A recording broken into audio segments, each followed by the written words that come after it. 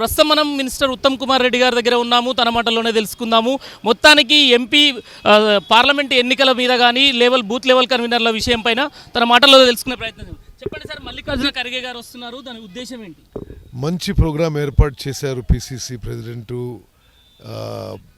రాష్ట్ర కాంగ్రెస్ కమిటీ. మా జాతీయ అధ్యక్షుడు వచ్చి బూత్ స్థాయి కార్యకర్తలతో మాట్లాడడం జరుగుతుంది. మేము ఈరోజు అధికారంలో వచ్చామంటే కాంగ్రెస్ వర్కర్స్ బూత్ స్థాయిలో, గ్రామ స్థాయిలో వారి చెమట, వారి రక్తం, వారి త్యాగం గుర్తిస్తున్నాం అని చెప్తూ మరో 2 నెలలు కష్టపడండి.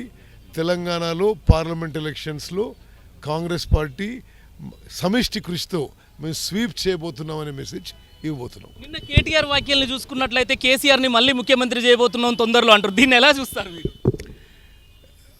పోయిన ఎలక్షన్స్లోనే జనం బాయ్ కేసీఆర్ అన్నారు. ఇప్పుడు ఇంకేం మాట్లాడేదే ఉన్నది.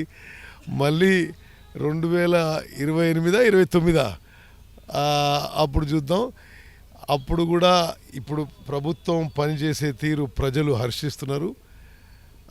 అందరూ కూడా అసలు ఇక వారి పగటి కళలు, వారి భ్రమలు ఇప్పటివరకే తొలగిపోవాల్సి ఉండే, ఇంకా తొలగిపోలేదు, క్రమక్రమంగా తొలగిపోతాయని చెప్పి అనిపిస్తుంది. కాంగ్రెస్ పార్టీలో చాలా సీనియర్ నాయకులుగా ఉన్నారు మీరు. అంటే నామినేటెడ్ పోస్టుల విషయంలో కూడా కాంగ్రెస్ మొన్న 2 ఎమ్మెల్సీ స్థానాలు చూసుకోవచ్చు. మొత్తానికి నామినేటెడ్ పోస్టులు త్వరలో భర్తీ చేయబోతున్నారని అనుకోవచ్చు. నాకున్న సమాచారం మేరకు ఆ 2 గవర్నర్ కోటా నామినేట్ పోస్ట్ కూడా మరి పార్టీ నిర్ణయం తీసుకొని తొందరగానే భర్తీ చేసే అవకాశాలు అవపడుతున్నాయి. చాలా భారీ స్థాయిలో రాష్ట్రానికి, రాష్ట్ర ప్రజలకు నష్టం జరిగింది. దానికి మరి మేము ఎంక్వైరీ అవన్నీ చేస్తున్నాము. నీటిపారుదల శాఖలో గత ప్రభుత్వం చాలా పొరపాట్లు, చాలా అవినీతి చేసింది.